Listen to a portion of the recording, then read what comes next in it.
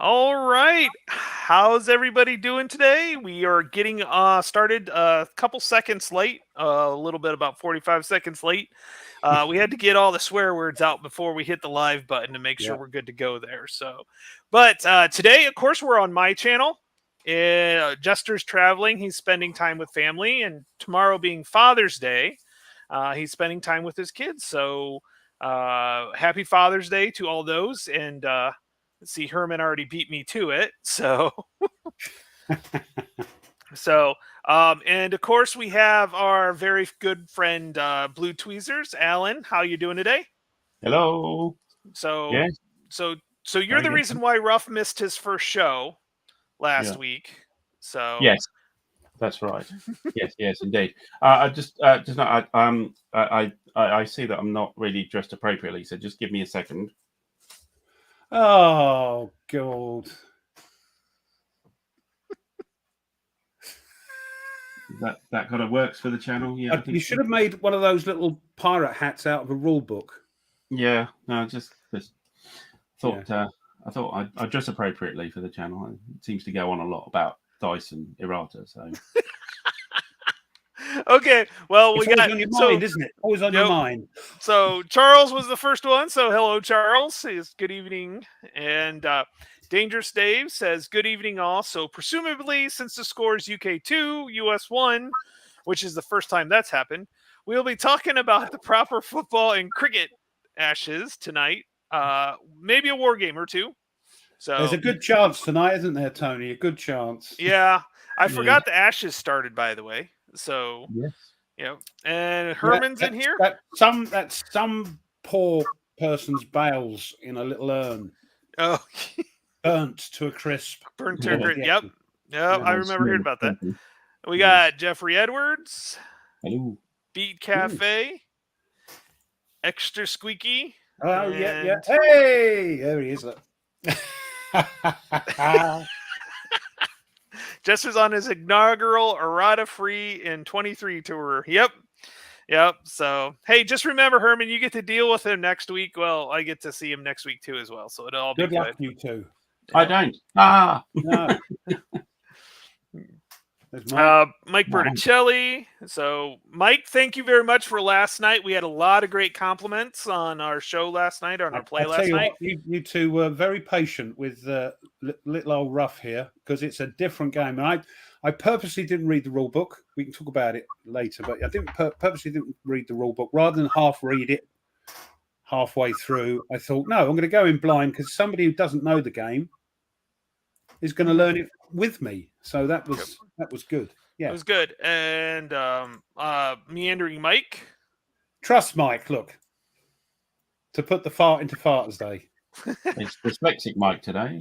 Yep. David Zelinsky. Of course, Tim Zales. Yeah, you can. Yeah, hi everyone. Yeah, we got William Bird. See, Ruff, now you've met a lot of these guys. Some of them I have, met Dangerous Dave. He's not dangerous at all. Is he a teddy bear like you? He's lovely. And Gareth as well. He's gorgeous. Yep. Great characters, pair of them. So, yeah. And Gem Cutter Guy. Yep. I see the cast has been greatly improved greatly. I'll take it, Hey, so... But so we had... So before we get into kind of games and stuff like that, because we got some stuff to do, talk about. We did last 100 yards yesterday, and I want to get Ruff's first impression of it as well. But I kind of want to see how the Spain went, since this is the first trip back, and Tweez was the reason why Ruff missed his first show. And so you guys can talk about all your craziness that you had. So, yeah. I mean, the first thing is absolutely no gaming happened. Sorry. No, I was hoping. But no. Yeah, no, it was just too busy to. Yes, we had a fun time. We started off with a French air traffic control strike, which delayed mine and Maria's flight out there to Spain, and then also cancelled well, there was a general strike on the Tuesday before the wedding, which was just when one of my daughters was going to rail it all the way down to Barcelona, and of course they cancelled the train from Paris to Barcelona. So we had to, So the French really sort of contrived to try and spoil the whole thing, but we finally got ourselves there, and everything was there, and then got Ruff and Gaynor over, Mrs. Ruff over, with a load of other people from the UK. Put them on a minibus, and then stuck them on a mountain road for about an hour. Or 2 hours. 2 hours for the whole journey, but the mountain road bit was about an hour, wasn't it? I think. Well, yeah. We didn't. I don't know, because none of us were looking out the windows. No, we're like this. Oh, it's one of those mountain roads where it's like sheer cliff on one side. Yeah, or woods. Yeah, it looked very reassuring because it was all green with trees, but it's just a drop. It's just woods, if you fell down there. Yes, yeah. I think I contrived to book the venue at 985 meters high above sea level. So yeah, but they finally got there. I think everybody arrived just about okay. One of our guests was needing a wheelchair just to come off an operation, but they stuck it out, and a foot operation, and stuck it out and got there as well. But yeah, we had a good time. Yes, our wedding. I've got a few pictures if anybody wants to see them. I think I can manage to sort that out. Yeah, you just have to scare them. Yeah. Share them, and we'll put them up. Okay. As they say, being on strike is in our DNA in France. So yes, they do love a strike. Groucho must be from France. We are from France. That reminds me of the Coneheads. I don't know why. So yeah, Coneheads. What have you done to your cone? We are from France. Yeah. And Tim, yes, I do agree. West Coast highway stuff, yes. In America, that those sheer cliffs straight down, that's on the West Coast. Right. You get in the Rockies, they can be that way too, but yeah, really, it's the West Coast. It was about 1,000 feet up, I think, above sea level when we got there. It's really good. So you can see the sort of foothills of Pyrenees and the clouds on top of them. It was quite cool. Right, amaze them. Right, just looking at this one. Yeah, here we go. Hopefully that should be available. Wow.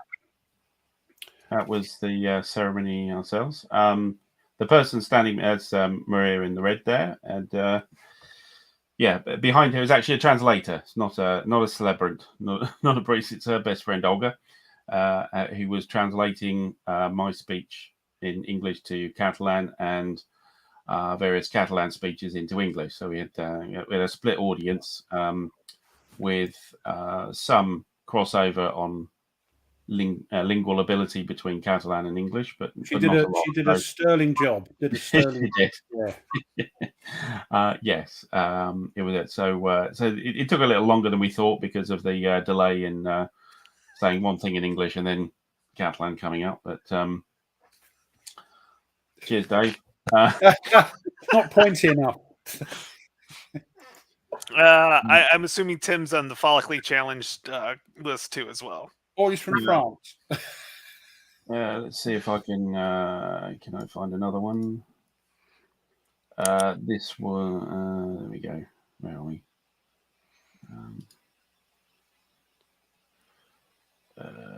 Oh yes, first dance thing. So trying to show that on here. Well, the mountain roads always makes it interesting because when me and Karen went to Hawaii, we did a trek where you rode a bike down a mountain, and they said, "Don't worry if you fall off and die; it's just a lateral move to heaven."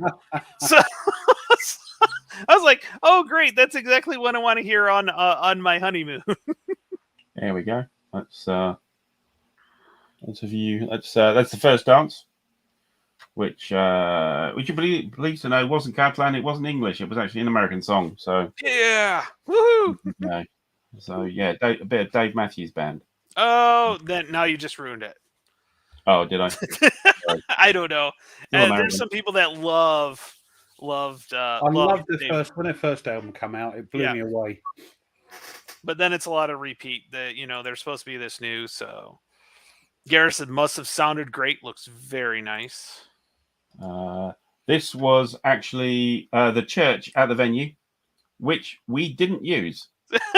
Yeah, that's right. You got married before, didn't you? So this was more like the reception type stuff. But this is a big, I assume, at least 18th century farmhouse. It was huge, and because it was so big, and I asked about this church. It's not used now, but because the farmhouse was so big, and because of all the workers and everybody on the big estate, it had its own church.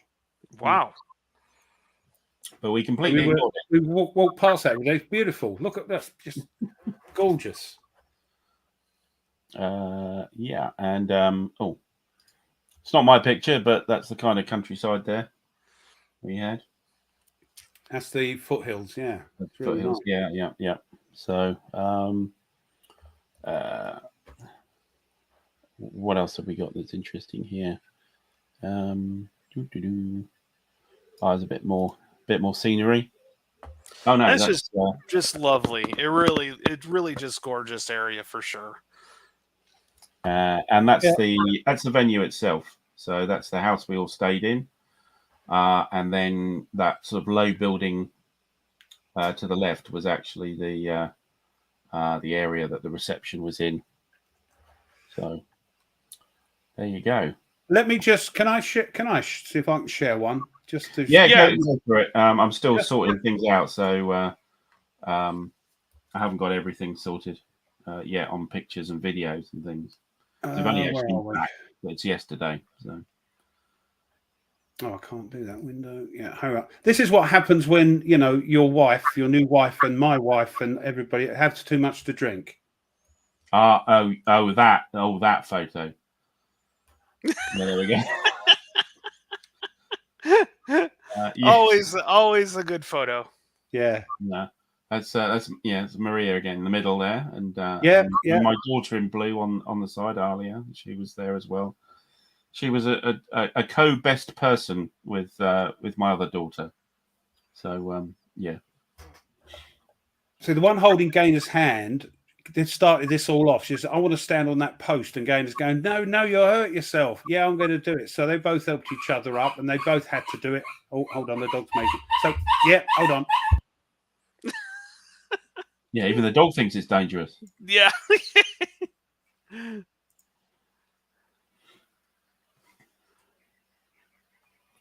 But yes. So Gainer's coming home. She's been out with a friend, and of course the dog can see her out the window, and he's going a bit bonkers. So apologies, But yeah, it was a beautiful place. Beautiful place.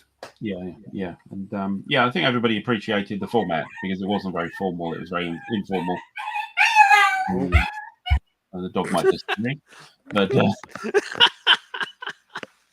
yeah, no, it sounded like a lot of fun. I always hear about destination weddings. Unfortunately, I'm in the time in my life where not many people are getting married.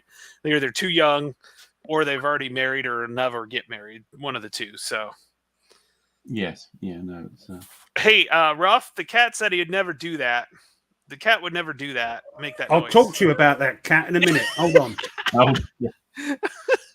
That sounds like a good story there. So whatever the cat's doing to the dog is why it's making all the noise. I think that's supposed to be put that dog out of its misery. The cat's doing that slowly, I think. So who's gonna give this? Oh, I could care less. Nobody is. We're not doing that. No, I support Errata. Errata for everybody. Errata. And dice. And dice. Yep. Oh, yeah. Thanks, nerd. I appreciate that. Oh, you're muted still, Ruff. Oh. Yeah, nerdy. Yeah. Anyway. Oh, Christ. That's why he has no hair, is that dog. There's a cow.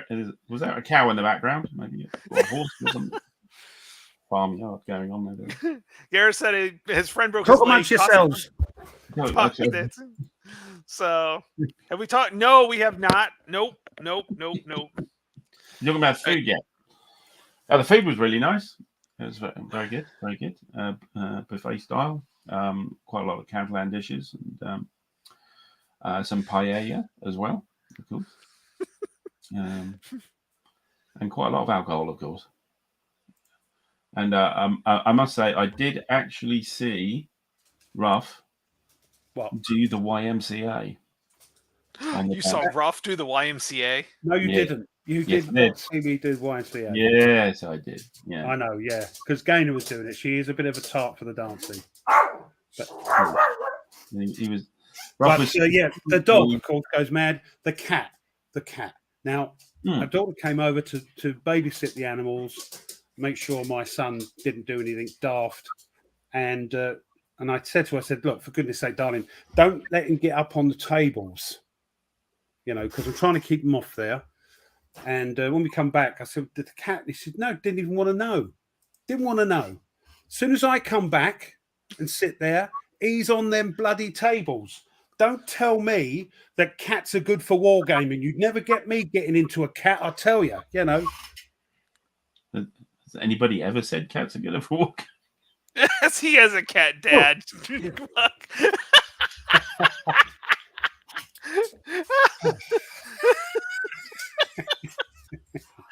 Oh, that's good. That's good. So, so Tweez, obviously you've been probably dealing with the wedding, but I know you've actually been playing stuff, before you had to head out.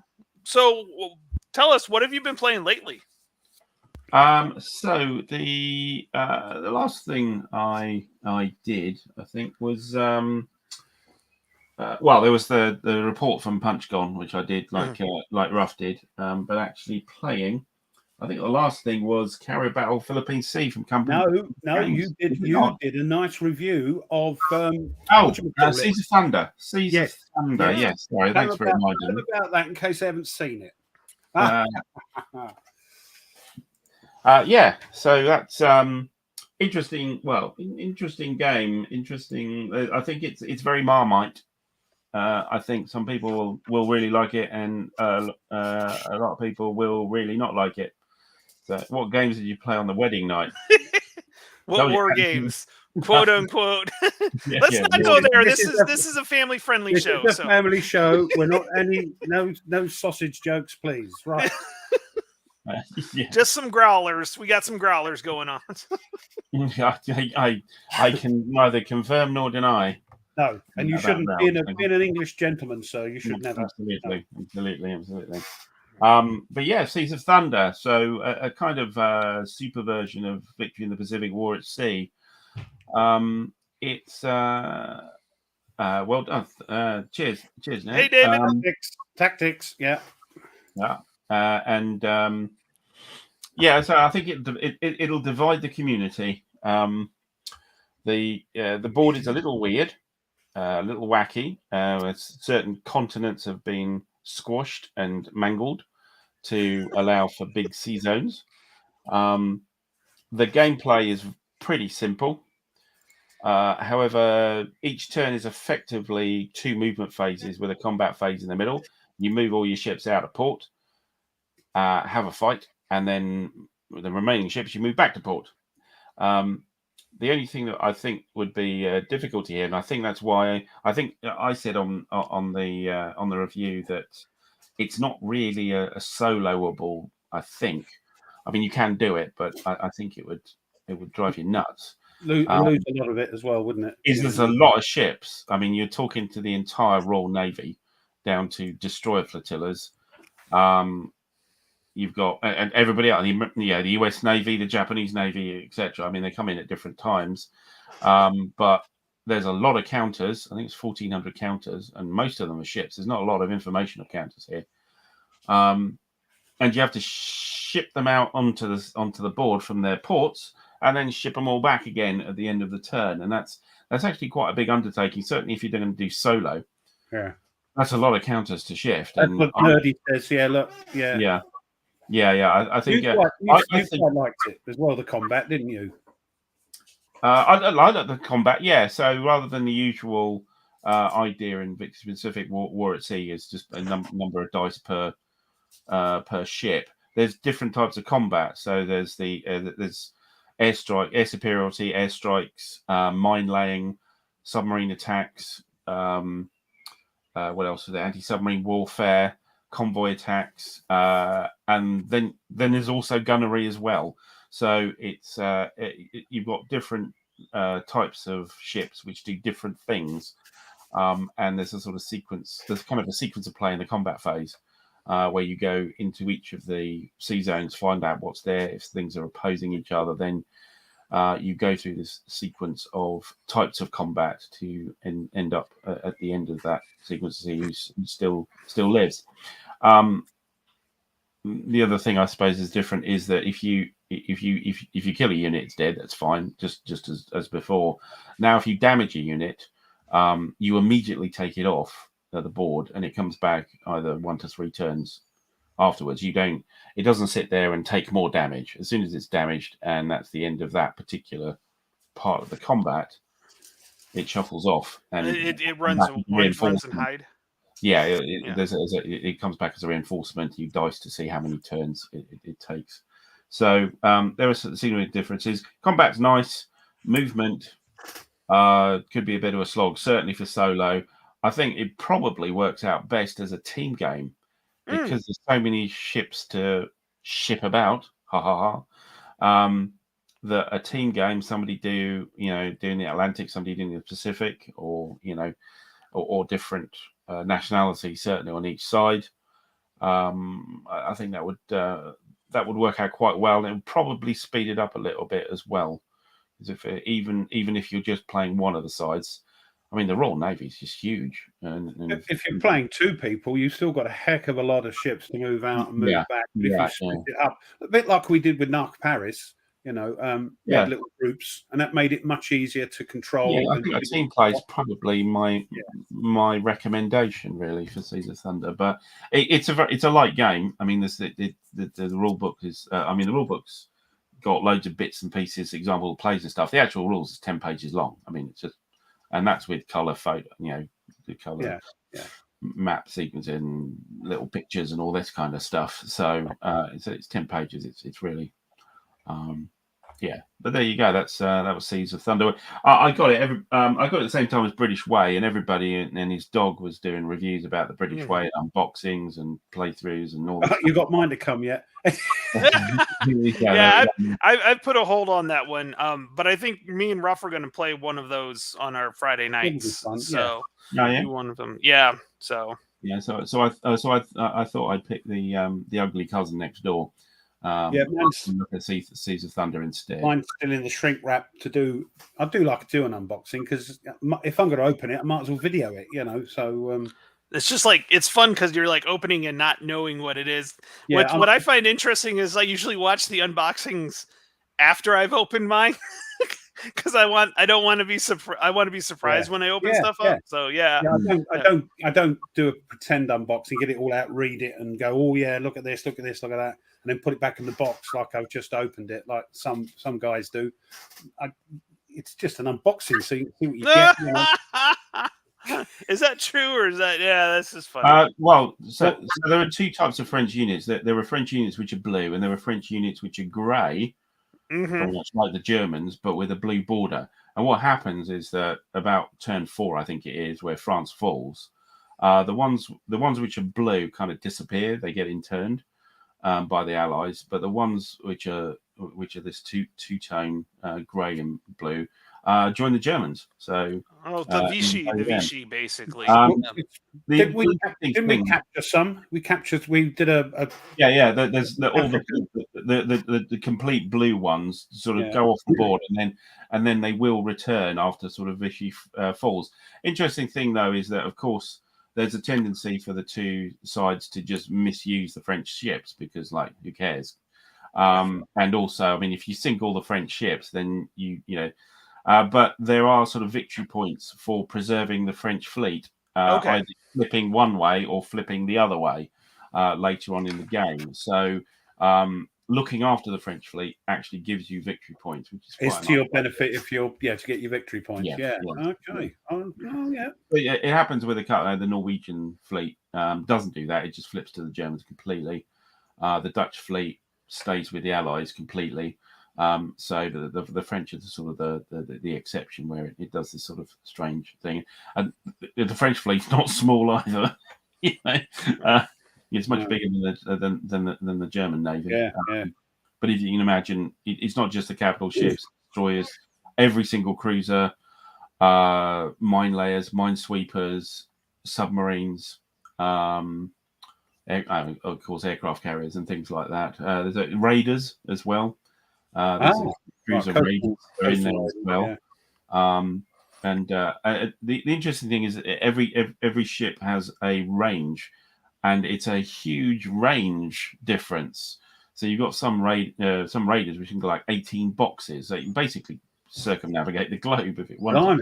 Right. But there was some like one sea zone, so they're in port. They can move out into the adjacent sea zone. It can't go any further. So that really kind of makes you think about where you can send things, where you can base things. So yeah, it's I think it's interesting. It's an interesting game. But I think it will. There'll be a lot of divergent opinions on it. Naturally. Did you like it?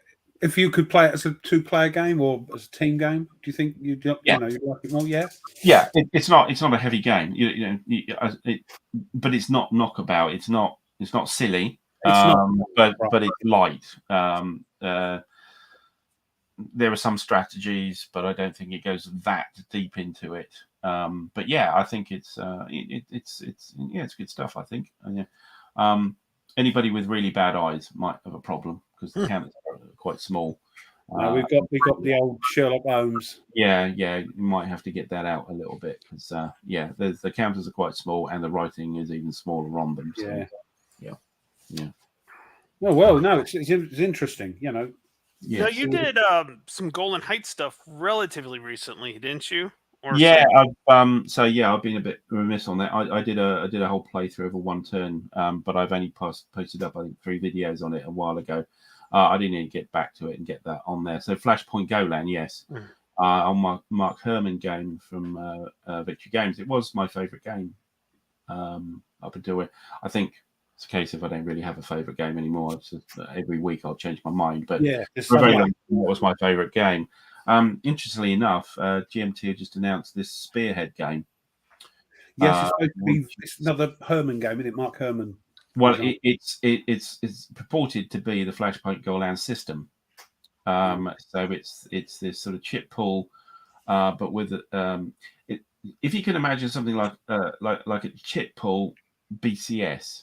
So you would move, you'd move by divisional brigade like BCS. And you would chip pull for it, and then as you move your units, there would be a reaction, and you move units one by one or a stack, movement by movement, and you have action points, and the movement points. But you can use those movement points to do meeting engagements, which is kind of like a sort of unsupported attack. And interestingly enough, one of the interesting innovations is the combat phases at the beginning of your activation. So when you're next to stuff, you can fight it as a full set-piece battle. But then you can move, and if you move, also if you're adjacent, it has a couple of interesting things. You have to make a decision. You either fight, or you do nothing for the entire turn with your unit, if it's adjacent to something. Or you try and get away, or you try and withdraw. But a withdrawal is like a retreat, so it's not like you can run away and go somewhere else. So once you're adjacent, there's this every single adjacent unit of that activated divisional brigade. You have to decide what you want to do with it: fight or just ignore it, and it just doesn't do anything for the whole turn, or run away, and that's all it can do. It's only stuff which isn't adjacent. You've got this sort of flexibility then to move about in it, but it's basically got a bit of range on it. You've got things like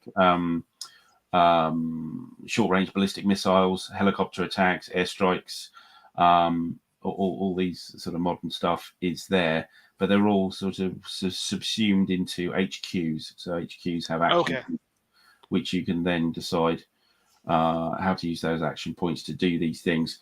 And some of them quite obscure things like, artillery delivered minefields or tank transporters, because if you move your armored units too far in a turn, you might actually disrupt them. But you can move them on tank transporters, but that uses your HQ action point, capability point, I think they're called, to be able to move your armor any decent distance.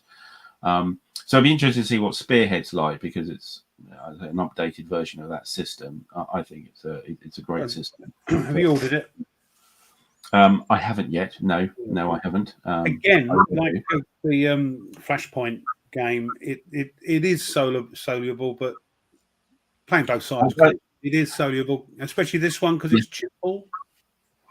Yeah, well, the old one was, but no, absolutely. I no problems. If you have a look at the videos I've done, there's no hidden stuff. There's not really. I mean, you've got the capability points, but no, not really. There isn't anything hidden. It's just what you can do. You're restricted on what you can do with your capability points and where your units are and how good they are. I was looking at it and I thought, do I really need another sort of Cold War gone hot game? Yeah, that's what I was looking at. It's I've got 86. Tomorrow's War with Mitch's Next War series. Do I? Don't know. Probably I'll go. All right then. How many? I mean, how many modern operational games? Because this is an operational level. So you're talking about task forces, brigades, that kind of level. Do I? Yeah, we have this conversation, Tone. Do we like it up that high? That high. Yeah. How many tactical systems do we want? How many tactical games do we want? Just one more. Just one more. Yeah. Because that's what we're into. Yeah. That's the other thing I was thinking about. You're right up at the operational level there, looking down. Yeah. I mean, individual units, divisions have HQs, and there's also higher HQs as well, which in Flashpoint Golan, you have the Israelis have the Central Command or Northern Command HQ. Well, I would have to say Next War is kind of, I guess I would call that more strategic. Yeah. It's not tactical by any means. And I don't think it's really it's not that far out to have, it's a little bit more. I think it would be considered more strategic, and Mitch can always correct me next time I talk to him about it. I always get confused. There's a bit of a blurry thing as well, isn't there? Yeah, tactics pretty easy, company or lower.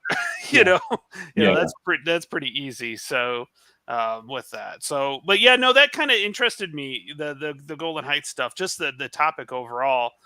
Interests me because we really, honestly, as Americans, there's a lot of conflicts that we don't get into. Yeah. We have enough of our own conflicts to worry about, so we don't get into a lot of the international conflicts. And so every time a new topic comes out on something like that, that's not either European based or American based, it raises my attention. So with that, but it doesn't just have Golan Heights. So there's Jordan there's Lebanon as well. We've got scenarios for like the invasion, the Israeli invasion of Lebanon. There's also stuff. It's the northern half of Israel with Lebanon, Syria, and the sort of northern half of Jordan in there. Okay. So, and it's actually a little bit of a sandbox game. There are scenarios, and that's what I played, but actually it's a sandbox game. And what you do is you do a setup, you roll a situation and see who the combatants are. And also, it may not immediately start. So you have a mobilization schedule. So you get your units as they mobilize on each side. And, you can turn the sort of Cold War hot at some point, and then you've got things like UN resolutions and stuff, so you may have restricted time to get your objectives. So there's actually quite a lot of stuff on top of it rather than just the actual battle, if you're doing that sort of sandbox version, which is what it's really built for. The scenario is just kind of it's blooming hard to get hold of, though, isn't it? I suppose so. I've had mine. Yeah, trust me. Ruff was looking for it. I was looking for it after you did this. Oh, okay. Yes. No. It's a very, very clever game, I think, and very, very evocative of sort of modern warfare. I think a lot of the mechanics would stack up for sort of Desert Storm stuff, and even today. I don't think No, that's something that you bring up. That's kind of interesting. I mean, there is the Desert Storm game, but there really hasn't been much done during that time period. And I'm just kind of curious, is it just too soon? It's kind of like Vietnam games are not there's not that many of them out there now. One of the things about Vietnam, it was kind of the beginning of more of a coin type series, counterinsurgents. So doing the whole war. Now I know Mitch redid the Vietnam 65 to 75, which I've heard nothing but great reviews on that. I got it, but it's not really soloable that much. There's a lot of hidden movement and stuff like that. But I've heard great stuff, and so one of these days I do want to get with somebody to play that because I've heard it's so good. But really, I think with Vietnam, it's almost more of the individual battles you kind of have to game because of that, unless you do it like the coin, like Fire in the Lake, which absolutely awesome. So. And there's like Compasses, Hearts and Minds as well. Yeah. Those strategic Vietnam games, yeah. Mm-hmm. So it's interesting to see because that's three different ways that the Hearts and Minds, 65, 75, and Fire in the Lake are three different ways of going about it. Yes. No, indeed. We see the same thing with the Falklands as well. Yeah. Not a lot. There's also not a lot of games on the Korean War. There's the Korean War, which was remade by Compass. Yeah, that's about it. And I think there's a couple of other little games. Yeah, there's a Choice in Revenue, Forgotten Reservoir Revenue. Yeah, it was Korea Fire and Ice. There was an ACS. Was it an ACS version or something? Yeah, I do have Silver Bayonet. Anything Mitch has put out, I've bought. Just one is it's usually good, but I always like to support friends of mine. So, Mike, that could be something. Again, Tweez. He doesn't take long, does he? Hey, no, I'm supporting the designers that I really enjoy. Their stuff. I'm not just going to get it. Fair enough. Not too big on the front towards enemy. Just some of the reviews I've read, I'd have to try it before I want to buy it. Read some as well, but then again, it's all subjective, isn't it? That's poison, as they say. I don't want to throw that out because everybody's got opinions, just like and they all stink. So so. Of course, you have the Vietnam component of Fields of Fire, which we've done ourselves, haven't we? And there's a Korean one in there, to be fair, as well. Which I played the Korean one, which is to me that fits Vietnam very well. The Fields of Fire to me fits Vietnam very, very well. You're kind of going out, kind of discovering, going out on missions. Guerrilla warfare for the first time in a modern battle, really. Korean. It's jungles and nonsense. Yes, I must. I haven't done it, and I've intended for a long time to do the Fields of Fire 2 Vietnam, which is the Hue City. So that's the city fight. I haven't done it yet. I should do it. And I'm going to get that back out because I played one mission all the way through, and then I had to restart it. So I restarted it like you're supposed to because I didn't hit all the victory conditions, or in this case, like you're allowed to. And I got a couple turns in, but I haven't gone back to it, and I really do need to get back to it because it was very enjoyable. It told such a great story as you're going through. There's just that story just reveals itself as we got it there. Yeah, it was the Naktong campaign, or was it the? The Nakton River. Yeah, the river campaign. Yeah, was the Fire 1. The next, what's interesting, the next mission on that, I was kind of looking ahead. It's like 8 tall and like 3 wide. I'm like, how the hell am I going to video that one? Yeah. Yes, there's a lot of Koreans coming at you in the second mission. Yeah, the first one is the move to contact, Yeah. and then suddenly, bang, they hit you on the second mission, and it's quite hairy. Yeah, it was. I think the one thing that I found interesting was that the second time you play the first mission, because you're probably not going to get the first mission done. And matter of fact, it's kind of stated in there, you're not going to do this the first time. Yeah. If you do, you probably cheated or you just didn't know the rules. One of the two. And I got pretty good. I was pretty far along, which was great because that mean it hopefully would make the second time to complete it. So it's not really you're retrying it. It's like, okay, this is the next day, or this is later on when you're trying to recover. So it's not like you're starting from scratch again. You just it's kind of like goes overnight. Everybody kind of stays where they are. People get reloaded overnight and stuff like that, and then you continue on. Yeah. So I thought that's a good way. That's a good way to look at it. Yeah. Well, that's the kind of the way. If you look at the scenario and read the history about it, that's the way they talk about it, because a lot of them didn't happen. Crash bang wallop. We've won. They were pushed back. Try again the next day. It may have taken them days to do it. A few days to do it, if at all. Yeah. Sun Tzu, Sun Tzu, I wouldn't doubt it. But I still think it's interesting. So with that, so I do got to get back to Fields of Fire because I really did enjoy it. It was I've got to get it. I'm waiting for the deluxe version because I can't. Yeah, I kind of decided to wait till then. Signs. I can't use my stop signs. So I'm definitely waiting for the deluxe update kit because I have a good version of the other one, so I'm just waiting for the deluxe. I would have got that if. Yeah. But the new rule book is online. And it's definitely better. It's definitely better exclusive, or better decisions and better explanations. That's the word I was thinking of. It's better explanations. So it's like 40 pages longer, I think.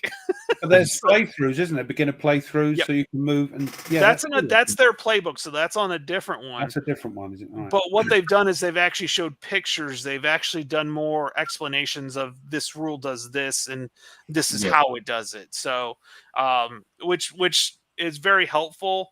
Now, granted, playing with Tweez really got me more comfortable with it as I went through. Well, it got you more comfortable being blown up, in a helicopter. Platoon commander broke. That was great fun. I think we're the first people in the galaxy to actually play a four-handed solo game of Fields of Fire. I think I want to do more of that kind of thing with solo games. Is to get that sort of co-op thing. There are dedicated co-op games. But not every game, but most solo games you can do that. I mean, if it's big enough, we did it. We did it with Warfighter as well, didn't we? Used a cooperative. Although it doesn't do that. I know, but nobody does it. But we did it. So true. Combat, you said you want to have a go at. Yes, that was the thing that for the two of us to have a go at combat as a co-op, I think. There may be, and there may be one that we mentioned last night with Mike. I don't know if we can mention it on air with the new game coming out. We've got. So we're going to try and do, and we'll get that's details a solo later. game in case you don't know. Yeah, we are going to try to do Mr. President as a four-handed because there's the president and then there's three advisors. So it plays really well. Guess which schmuck is going to be the president with his advisors? With Wormtongue here, and the other one there, and I thought you were set for opposition in Congress. Wasn't it? One of those characters, yeah. No, we're gonna make Ruff the president just for fun. Just have a Brit as a president. It'll be good. You never know. Get somebody playing Russia and somebody playing China as well, because they've got their own little games, haven't they? So you're rolling on charts and stuff for the two peer nations, I think they call them. So Oh, Yeah, I'm doing a that's the pretty good problem. job on my own. So if you were to watch any of my playthroughs, Phoenix Knight, of that, you could see I'm destroying the world pretty easily by myself, and I can do that on my own very, very well. Yes.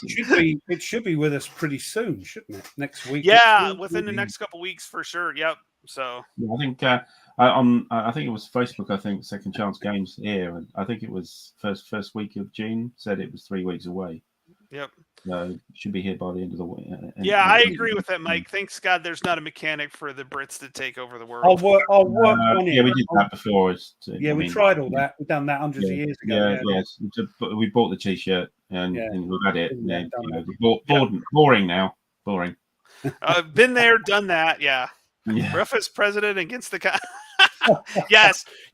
And trust me, right now I am dealing with a lot of constitutional law in my master's class. I'm literally breaking down one piece of the First Amendment and reading Supreme Court cases after Supreme Court cases, which is it's all about the religious clause and the Supreme Court. It's really interesting. I really found it. I thought it was going to be boring. I found it extremely interesting, and it leads me to believe that I need to read more about topics on my own than listening to other people talk about them. The reason why I say that is when a Supreme Court ruling comes out, all the talking heads come out and they put it in their own words. Okay. But when you actually read the cases themselves, you're like, wait a minute, that's way off base. They are pulling stuff out of nowhere to make it look one way or the other. So it's interesting when you can get into when you can view the primary documents by themselves. So Ruff, have you done anything with Point Blank? Have you seen the state of this table? Well, I see there's a whole bunch of crap on it, but yeah, to keep the cat off. But yes, I'm hoping to get back. You see, the other problem is, of course, that this time of year over here is the kids are having their exams, okay, their GCSEs. So there's a lot of me trying to tutor kids having that extra tuition, but it's finished. So next week, I think it's sort of winding down because the summer holes are going to be here in another few weeks. Mm-hmm. It's winding down, so hopefully I can get some videoing done. I've got a heck of a lot of unboxings to do. I know people either love them or hate them, but I want to get them out the shrink, get the Point Blank going again. But I did get some non-war game stuff in, I'm afraid. It was my birthday a couple of weeks ago. Yes, I know. It was your birthday, yes. Well, I like Final Girl, the game, because it's fun and it's nonsense and you're playing monsters. So I got the second series, the whole lot. So you've got here, this is The Thing, based on the movie The Thing. Okay. You've got, this is based on Grimm Fairy Tales, The Werewolf, Grandma, all that sort of thing. So there's werewolves in that. You've got Alien. Because who does that not look like? That's Ellen. Ellen I can Louise. see it. I can see it. Yeah, that's Sigourney. And then, Ratchet Lady, One Flew Over the Cuckoo's Nest, sort of bonkers mental asylum. If you've not played these are stupidly fun. Is this solo? Yeah. Solo. Right. And The Intruders from a film, Who Came Knocking or something. I've not seen the film, but a horror film. So I got those. So I got the first series, but I also, me, I love my neoprene mats. Got the neoprene mat for it. The second series mat, and there's two in there. So I didn't get anything else in because I've got far too much wargaming stuff to get on with. But I thought I'd get that so I could set that up on a table and get it out and have a quick play. Mike says, how many expansions are there?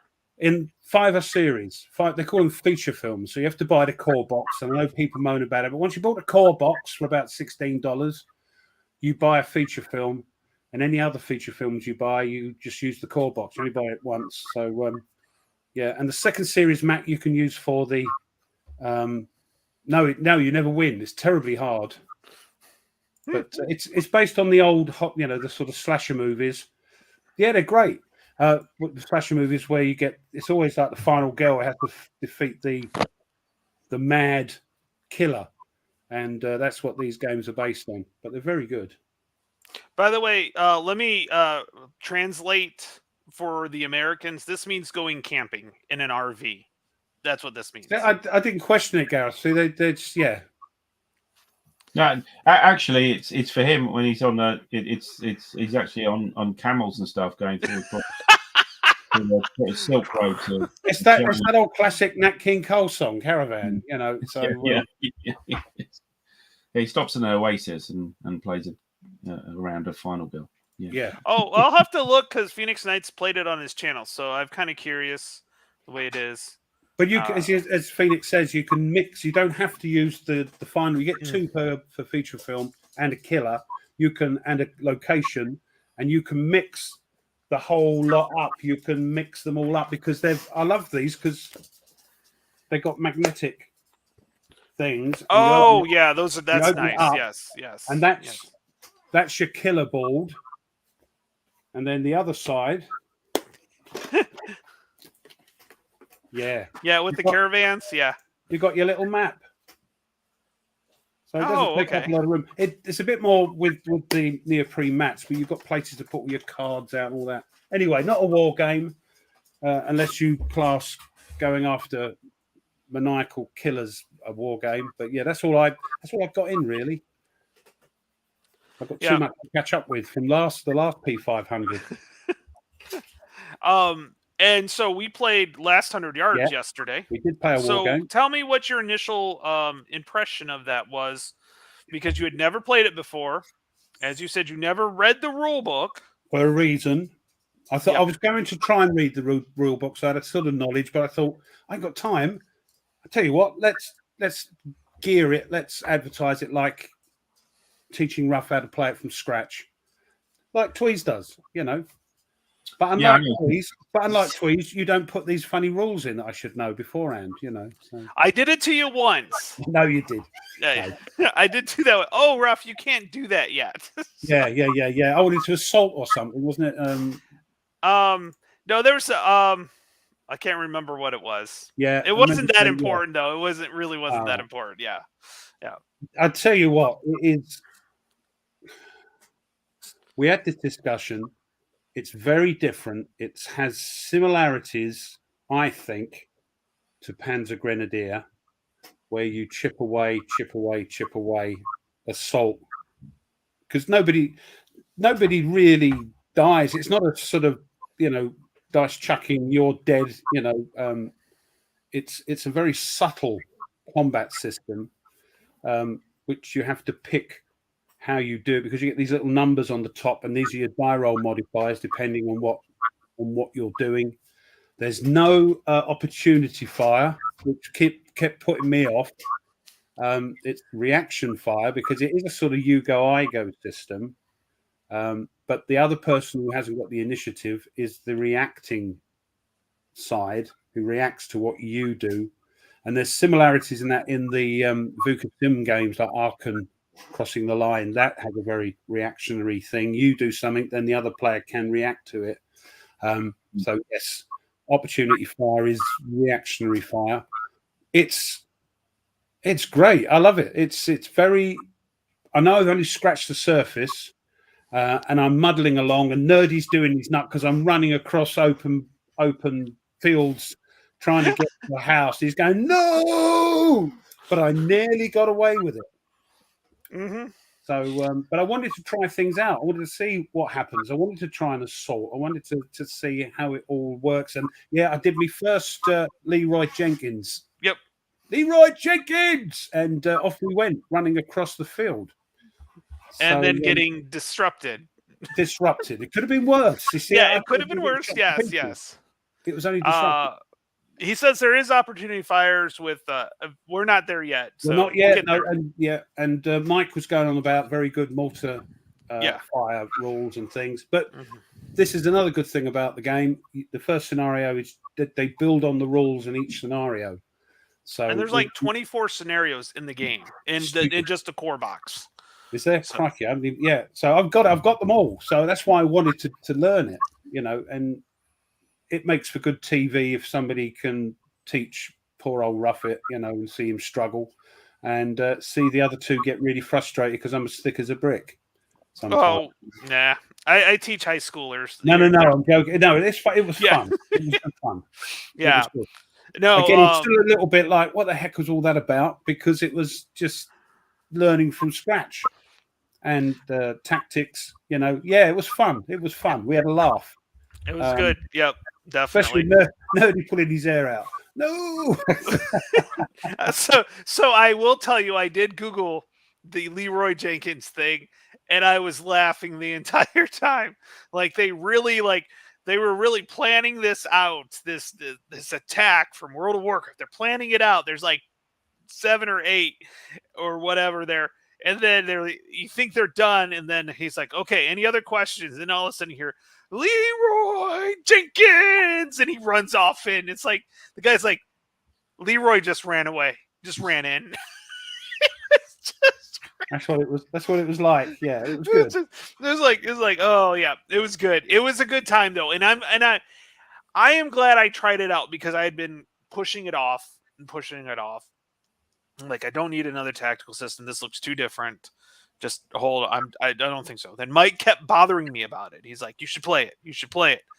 And then Mike's like, "Hey, are you available?" I'm like, "Yeah. Can you teach me last 100 yards?" Handy, isn't it? Handy having all these designers and developers and that know the game backwards. It's brilliant. And the other game that I'm pleased I was introduced to was at the con where Dangerous Dave taught me Fighting Formations. Another very different tactical game with the sort of bidding for what you want to do within the game. That's interesting. So, yeah, really, really good couple of tactical systems. But I did enjoy Last 100 Yards. Can't enjoy Fighting Formations until they bring out is it the 29th? The 29th, yes. Yeah. Yep. Because the first one's out of print. You can get the expansion, but you can't play the expansion until you've got the first core game. So that's cool. No, we had some help between Gareth and Nerd. Yeah, we had some help. Gareth loves it and plays a lot. Nerdy was one of the play testers, I think, on it, so they know the games. I think in his playtesting Fighting Formations as well. I think he's there's another. Isn't the I think there's another Last 100 Yards coming out too. Yeah, they've got too much time on their hands. Well, that's Mike's job. Mike, that's Mike's job. But Nerd, he's like partially retired, so he's got all this time on his hands. Design inserts, play test games, do videos, paint models. Good grief. Or miniatures, sorry. I like the models part. Yeah. So now I did finish my Antietam 1862 September 17th from Worthington. I finished that. I enjoyed it, but I think I needed a little bit more crunch. Right. The look on your face said it. But having said that, for somebody who hasn't played a lot of games, especially a lot of American Civil War games, maybe it's great. Yeah. Yep. Yeah. Oh, I definitely think so. It was easy to learn, and I think there was some stuff that could have been explained a little bit better. They really simplified the rule book, almost too simplified. It was a lot of fun though. I really enjoyed it. But I just needed a little bit more there. There wasn't as much. There's no facing involved, which sometimes I like and sometimes I don't. But I was glad I tried it because it was really fun. It was a lot of dice rolling, easy combat, and everything like that. Oh, he's teaching him full. Oh, yeah. We know how college. Yeah. Dangerous Dave is saying, how do you guys rank all the tactical games? They're different. Ooh, yeah. I wouldn't try it. No. Oh, yeah. Old school. Yes. We will. You know what? I will get to that. I'll teach Ralph I've not played that, so I don't know. Everybody rates it highly. Combat Commander, of course, I'm waiting for the P500. Fighting Formations, played that with Dave. Lock and Load Tactical, love it. Not played Band of Brothers. I hear that's a little bit gamey, where you sort of do certain things in a certain order and take take the enemy. Don't know if that's true. Is what I've heard. Yeah. I've not played it. But I again, like the counter art for that. So again, it's got a lot of fans. That series of games. Gareth says it's the only Band of one Brothers. you can't get with is the Yeah. Band of Brothers. Yep. Can't comment because I've not played it. But also add Panzer Grenadier, Yeah. Marmite. Now, does Blue? Do you play tactical? Don't you? Or Well, do you? I mean, or you? well, Are you Fields of Fire for starters, but Yeah. yes. So yeah, I mean, I did a lot of squad leader back in the day, last century. Good Yeah. God. Yeah. Well, that was 23 years ago, so that's not too bad. Yeah. Yeah, black and white television's a lot. Not a lot of World War II tactical, to be honest. I kind of the sort of squad leader ASL thing kind of Burnt you out. Yeah, it kind of burnt me out on the whole thing. So I didn't really buy. But I've got a few tactical things. Fields of Fire being one of them. The other one, of course. And I'm kind of looking for things, different things. Mhm. So, for example, I've got the old the Long Road, Flying Pig games. So the modern. Oh yeah, you did a video with with Mark, did a playthrough with Mark Walker, the designer there, so and publisher. So that was quite fun. So yeah, it seems quite a nice, straightforward system. But yeah, the only other one really I've done very much with is probably the TCS. Yeah, I was going to. Somebody mentioned that. Yeah, William Bird mentioned the TCS. Yeah, Yeah, I'm looking forward to his Goose name. Green. There's a guy doing a complete. He is a grognard guy. He knows these games. He did the big. What's the big game in the red box done by the Australians? World in Flames. He did a whole thing on that. He did a whole thing on BCS, and now he's doing Tabletop's Edge. Huh? Tabletop's Edge. Yes, that's he's very good. He's very good. He's doing TCS now. Yeah. So yeah, he went through the all of the games in sequence. Yeah, and we bought a lot of them because very interesting to listen to how his expectations weren't happening because of this game, but he happened in this one, and he was hoping the next one would do it. So he said he got rid of a few, but he's fell in love with it again. So he's bought some games. So, I've also got the Combat Commander almost. That way. It's just behind the logo there. A full stack of Combat Commander. For that to come out, that'd be good. Yeah, so I've got. I think you'll enjoy that, Ruff. I think you'll have fun with that. So for a card-driven game, I really like it because you can card count in some cases, but not always. So you know I'm not sure. how many they have. I'm looking forward. Sorry, I'm looking forward to having a go at the fan-made solo. Yeah, just to see. Yeah. No, I think you'll like it because it's well, one is you can't really card count as much as you would think because you have to use some cards for dice and it's not every time they play. This is Rough you're talking to. Me, card count. No. Yeah. I forget what I go in the kitchen for. It's no. Yeah, I got into the original squad leader, and then I jumped to ASL as soon as it came out. I remember buying the old ring binder rulebook. When I was now it's digital. Right, now you can just... Is it? Oh, okay. Yeah, you can get it. You can get it from Wargame Vault. Yeah, you can get it from Wargame Vault for like $60. It's still a pretty penny, though, isn't it, for a virtual rulebook? It's a lot there, though. Yeah, it's a lot. I mean, I've got a couple of the starter kits, and I haven't had a go with them yet. So I got quite a few of the modules. I got, of course, the Beyond Valor, the Soviet German one. I've got I've got Yanks, the American one. I've got the British one. Got the Japanese one. I think I got the Italians as well. Hollow Legions, I think it was. And then I just stopped at that point. I just had enough. I had enough on that. So Eric, how's it going? I think there's also Assault Red Horizon, which is a new game that I haven't seen it out yet. I know they've sent prototypes out. That's what for ASL? No. That's a separate tactical system altogether. Oh, brand new tactical system, yeah. Yeah, relatively brand new. Yep. Who's that done by? It's actually a European company, if I remember right. Somebody could quote me, but I think it's a European company. Probably a Polish company because that's where all the good games are coming out of. They are. And I'll tell you what, Isn't it Assault Games? Yeah, it's Assault Games. Yeah, I think so. There's a lot of good stuff coming out from Poland. You've got Stratagem-Arta, you've got Strategy and Tactics, or Tactics and Strategy, the Polish company. And I didn't know there's Awaken Realms, which isn't a war game. They're bringing out a new game called Stalker, which I've pledged, and it's done through GameFound. And GameFound is a Polish company, which Lock and Load now use for their P500s. And Awakening Realms is Polish, and I think there's something to do with each other.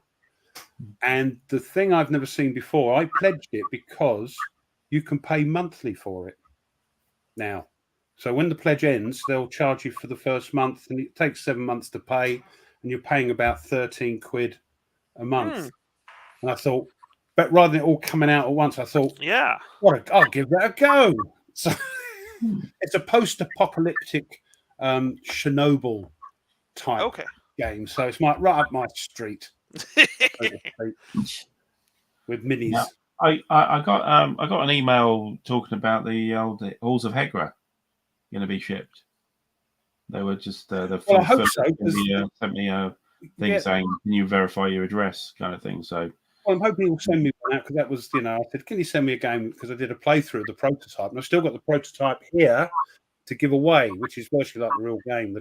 So I've got the prototype, which would be quite cool to own, I suppose, the prototype of the game. He said, "I'll send you one, Ruff." So I'm hoping he doesn't forget. Yeah. So Mike, have you played Red Horizon 41 yet? Because that's that one by Assault Games from Germany. Have you played that? Just out of curiosity, by the way. Because it's got a modular board, so they're like you fit them together instead of them being like flat edges. They're actually the full hexes, and you kind of like fit it together like a puzzle piece. Like some of the non-war games, like some of the games. Hex, right, yeah. What is it? Hex Explorer? I've got that, yeah. Hex Explorer, got the new one of that. So, I'm terrible, aren't I? Yeah. Cloud Spire, I think, so like that as well. Yeah, that sort of thing. Yes. But yeah, that well, I haven't heard about it. There you go. I have to suss that out. Yeah, Mike, there's videos out there on it. I know Mo did some stuff on it I must have missed that. So anyway, do you want me to do me history? Yeah, I was about to say, perfect time for some history. Otherwise, it takes me hours to do this. Yeah, that's not bad. That's it. So 17th of June, 1239. The birth of King Edward I of England, also known as Edward Longshanks, because he was tall, and the Hammer of the Scots. He was born today. 1497, the Battle of Deptford Bridge. I looked to see if this was in the Men of Iron tri-pack, and it isn't. It's a bit later on. It's also known as the Battle of Blackheath, which took place today. Forces under King Henry VII were victorious in what was the culminating event of something called the Cornish Rebellion. After carefully spreading rumours that he would attack on the following Monday, Henry moved against the Cornish at dawn on his lucky day, which was weirdly a Saturday, the 17th of June. Weird, eh? By 2 p.m., Henry had returned to the city in triumph, knighting deserving parties as he went along the way, and accepted the acclamation of the mayor, followed by a service Thanksgiving at St. Paul's. So you say, what's this Cornish rebellion? Well, the rebellion of 1497, also known as the First Cornish Rebellion, was a popular uprising in the Kingdom of England, which began in Cornwall and culminated with the Battle of Deptford, which I've just mentioned, which is near London, on today. The insurgent army mainly comprised Cornishmen, although it also got support from Devon, Somerset, and other English counties down in the bottom left-hand corner of Britain. The rebellion was a response to hardship caused by, here we go, raising of war taxes. by King Henry VII to finance a campaign against Scotland. You lot were getting the ump over taxes, weren't you, in a couple of hundred years ago? Yep. Yeah. It seems like a theme going off forward. It's a theme. There's a theme, yeah. Cornwall suffered particularly because the king had recently stopped the legal operation of its tin mining industry. In days of yore, Cornwall main export, if you like, was tin, tons of tin mines. So that's old Henry VII.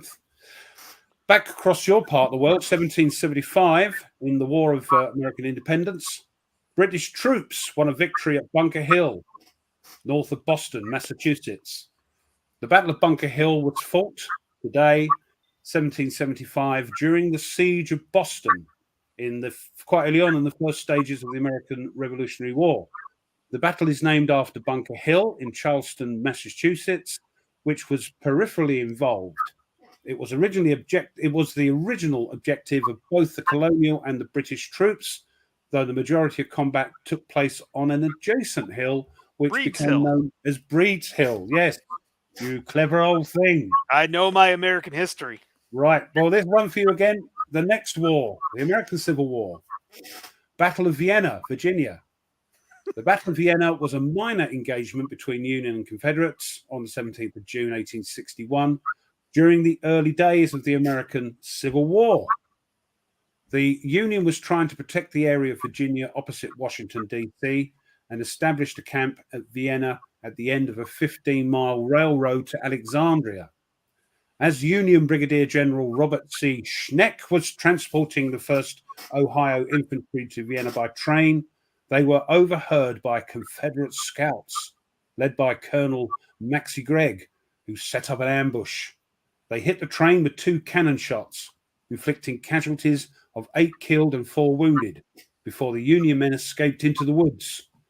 The engineer had fled with the locomotive, leaving the Union forces to retreat on foot. The Confederates briefly attempted a pursuit in the dark, but it was called off. Compared with later operations, the battle involved only small numbers, with the Union fielding about 274 infantry and the Confederates about 700 of infantry, cavalry, and artillery. But it was widely reported by an eager press, and it worried the government, whose 90-day regiments were due to be disbanded. 90-day regiments. I don't know. Part-timers. Yeah, that's how it was. It was weird, yeah. 1863, a little bit further on, in the American Civil War, Battle of Aldie and the Gettysburg Campaign. So the Gettysburg Campaign was a military, in case you don't know, was a military invasion of Pennsylvania by the main Confederate Army under General Robert E. Lee in the summer of 1863. It was the first time during the war the Confederate Army attempted a full-scale invasion of a free state. The Union won a decisive victory at Gettysburg, July 1st to 3rd, with heavy casualties on both sides. Lee managed to escape back to Virginia with most of his army. It was a turning point in the American Civil War, with Lee increasingly pushed back towards Richmond Hill until his surrender in April 1865. The Union Army of the Potomac was commanded by Major General Joseph Hooker, and then from June the 28th by Major General George G. Meade. So we are, Battle of Aldie. Two very incompetent. I don't want to say incompetent, but well, there was a lot of that going on, wasn't there? There was a lot of that going on, to be fair. Yeah, until Grant got in charge. Yeah, it was. If they never put Grant in charge, I don't know how long that war would have lasted, because nobody wanted to take the initiative in the North. Yeah, they're all a bit hesitant. Yeah, a bit Montgomery-like. Yeah. Happened today in 1885. Something turned up. Famous statue. The Statue of Liberty arrives in New York Harbor today. And we didn't have any money to put it together. No. But that's it. It's not a war thing, but I thought I'd mention it. Yep. No, we didn't have any money. Literally, people were donating whatever they could to build it. From across, they put it across the nation that they were going to have to send it back because we didn't have any money to build it. And what's the guy who carved it out? Who sculpted it? He was a Frenchman. I can't take this back. Where am I going to put it? Well, apparently there are is it 4 or 5 Statue of Liberties in Paris. They're smaller, of course, they're not that size, but they're all throughout Paris. It's really kind of a neat thing. Yeah, so Yeah, it's cool. It's Go- so it's today- like when you go to Disney World, you find the mice, the little, the Mickey heads. It's like you go to Paris, you find the Statue of Liberties. yeah. Can Oh. you scribble on the back of all the bits and pieces saying "not known at this address," and it's just like the post office's problem to get it back to That's right. get it back to France. So anyway, But- moving on. Sorry, not here. 1890, no, that's all right. 1898, the birth of Harry Patch, who became the last British survivor of the World War One trenches when he died in 2009, aged 111. There is a memorial to him at Cathedral Green, close to Wells Cathedral. So that's it. He was the last trench guy from World War One to survive from Britain. They did have to ship it all the way over from France, so they couldn't really have shipped the whole thing as one piece. So yes. Yeah, had to be done. Yeah. 1898 again. This is quite interesting. The United States Navy Hospital Corps is established, where you get your corpsmen and women from, who are part of the Navy, of course, but they can also become Marines because it's the Navy. So that was formed today. The Corps, the Medical Corps, if you like. 1940 now, World War II. Famous broadcast by Winston Churchill happened today, urged Britain to conduct herself so that this would be remembered as their finest hour. Bah, bah, bah, bah, bah, bah. Yeah, I think it was buy two, get free shipping. So, spend a couple $1 million and you get free shit. Yeah. Nearly there. Yeah, early. So they did have that. Yeah. 1940. Mike's always got that stuff. So yeah. He said, I don't know where to get this information. I thought I was bad. Again, 1940, World War II. The British Army 11th Hussars assault and take Fort Capuzzo in Libya, Africa, from Italian forces. Also 1940 on today, a bit of a sad one. The RMS Lancastria, and RMS, I don't know if you know, stands for Royal Mail Ship. It was a lot of them were sort of passenger ships, but they had a contract with the Royal Mail to take postage across the oceans, and they were sort of designated RMS instead of SS, steamship.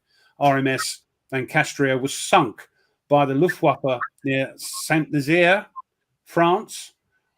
Over 4,000 lives were lost, making it the worst ever loss of life in the sinking of a single British ship, because it was a passenger ship, and the bloodiest single engagement for UK forces in terms of lives lost in the whole of Second World War.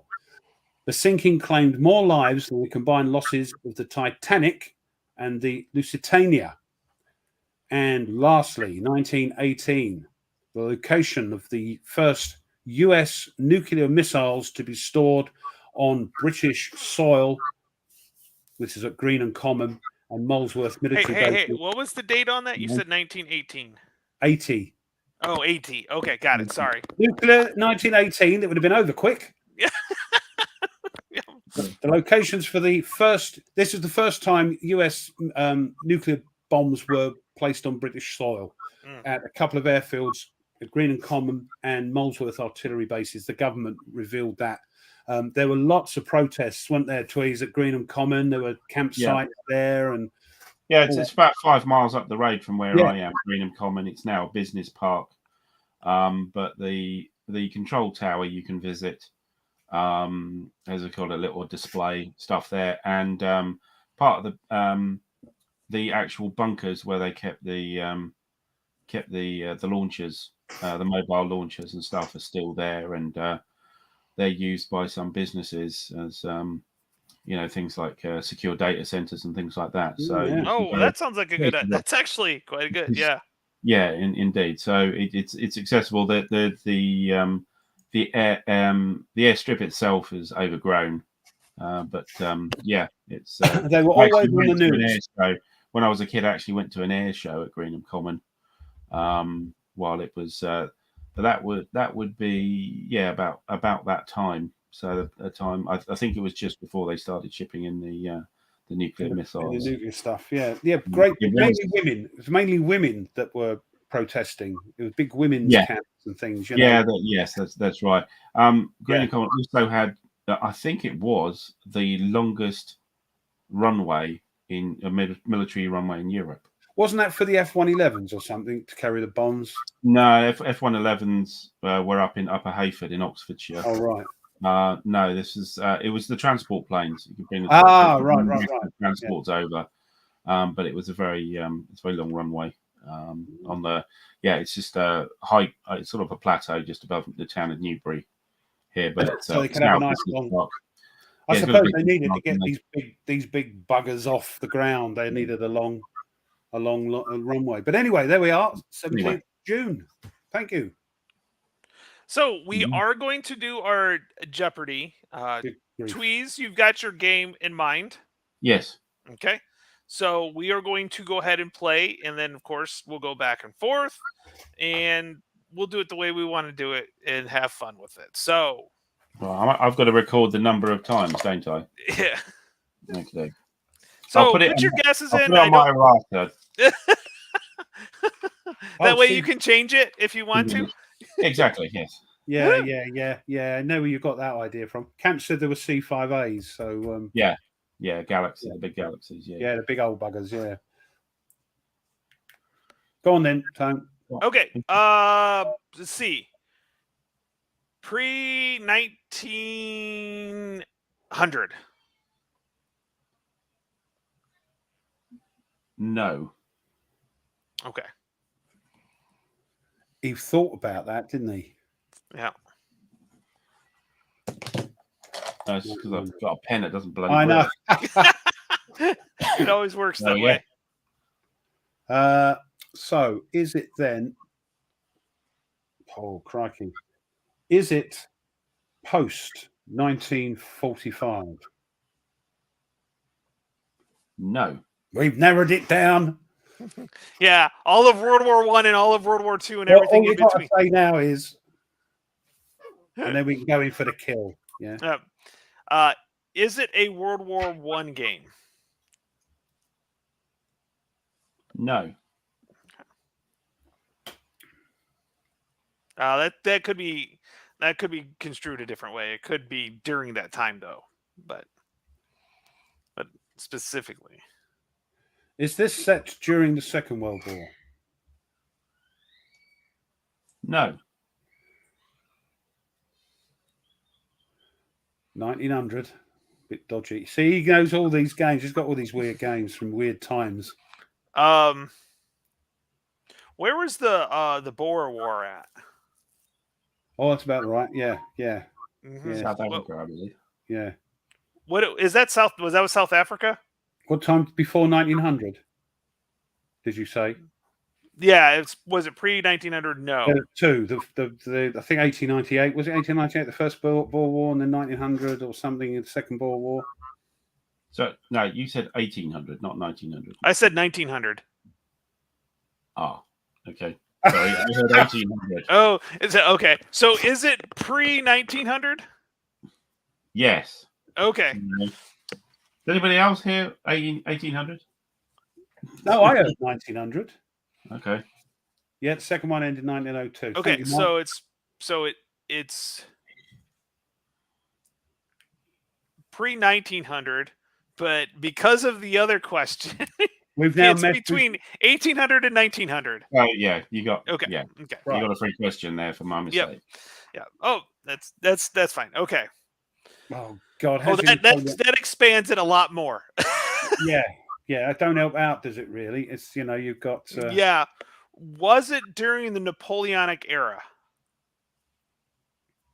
Yes. Okay. All right.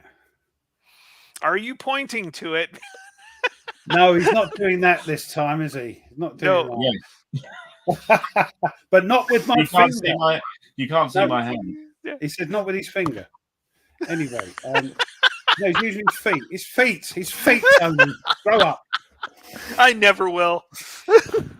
Yeah, I'm getting cramped. Can you get on with this? My feet are getting cramped. Napoleonic. Is it is it part of the Iberian War? So what? the Spanish. Iberian War. Sorry. That's what I No. said.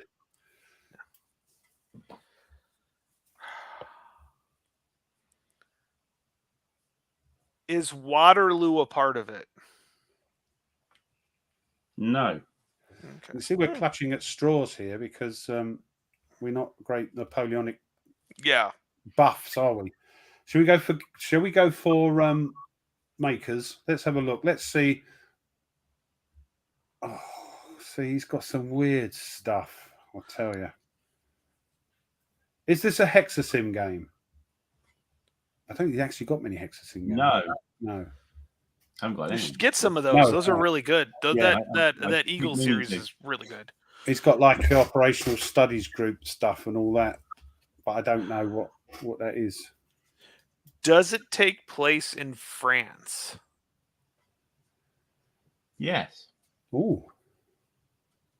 So this is like the push on Paris then? Is that a Tony, I'm question? asking you. I'm not asking him. I'm asking you. Yeah, Tony. I don't know.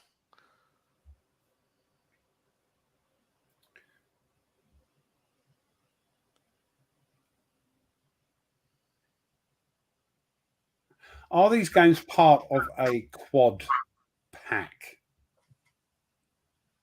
Could No. they be part of a quad pack? Right. Okay. No. No, because someone's saying Lindy and Quatre Bras and all that. Well, they can sell those separately. Well, but they're in Belgium, aren't they? So I have no idea. I don't know Yes, my they- kid. I don't know my geography of that era. Like that is not my forte. So what's the battles in Paris? Or battles in France? Help us out, chat, because all the rest are in Belgium. Waterloo and all that, weren't they? So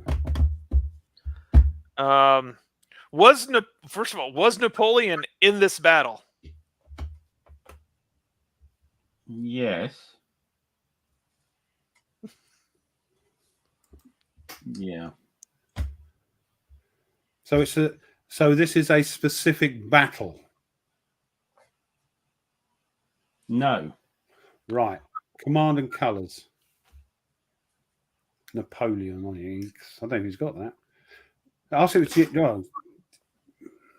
is it a GMT game? Is it Command and Colours? I don't know. He's picked the worst blooming era for us, isn't he? Oh, what is that one? Is it by White Dog Games? No. Oh, damn. There goes that one. Okay, never mind. Is it a GMT game? No. Right.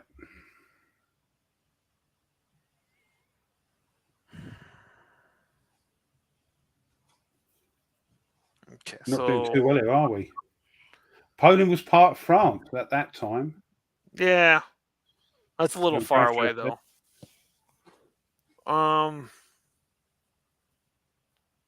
It's not a battle, so it's a war. This is a tough one. Yeah, because he's picked Napoleonics. It's rubbish. I am rubbish at that. What date range have we got? We got between 1800 and 1900, but it's Napoleonic era. So is it?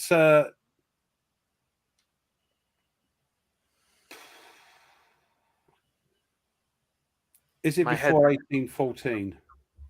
Sorry? Is it before 1814? No. So yes, late. That's all I can help you with. Oh. I don't. Yeah, there's a few here. Look at the chat. Yeah, I know. I just don't know the game. No, I don't know. I know that one. Does it have cards in it? Like no. Okay, so it's not Legion of Honor. Is it a Clash of Arms game? No. You're no help, Gareth. Is it a Kevin Zucker design?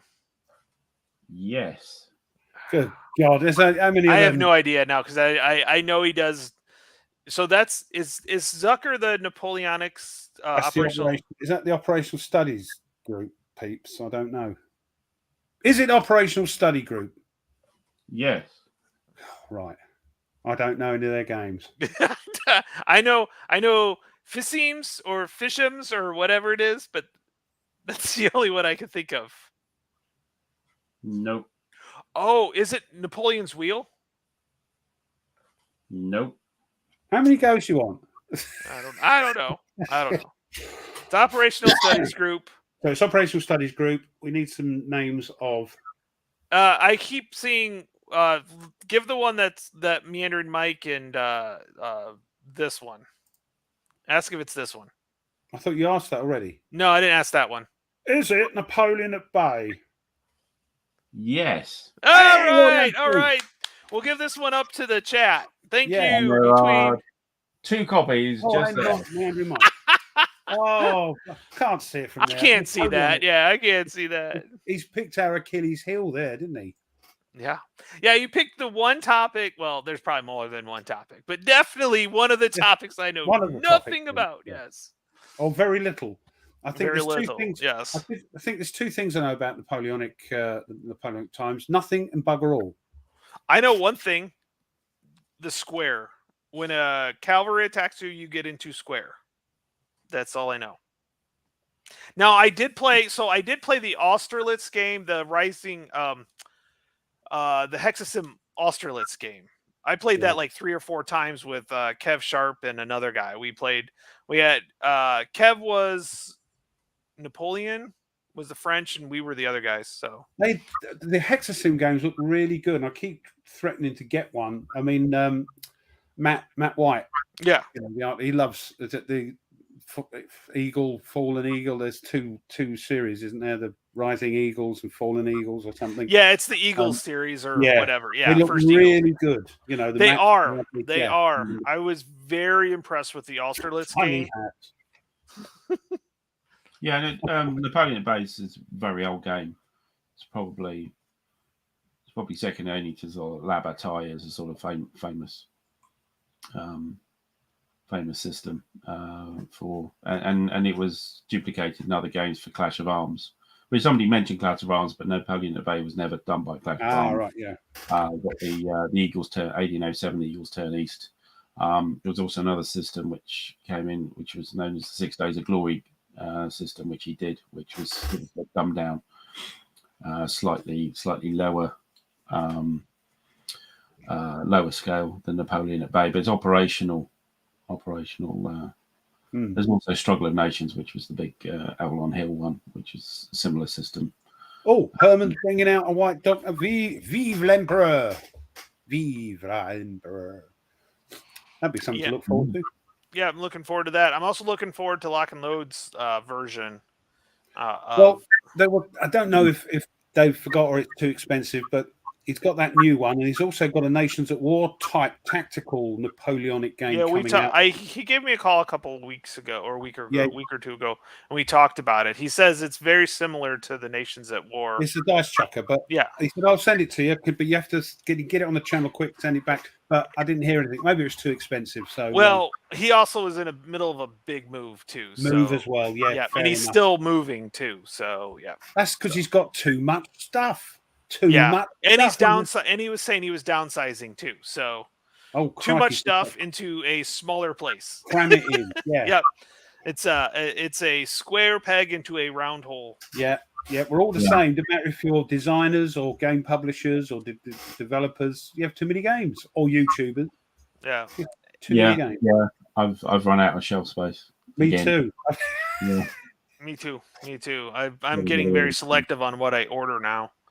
I was hoping to get rid of quite a few at PunchCon, but then they restricted it to 2 games.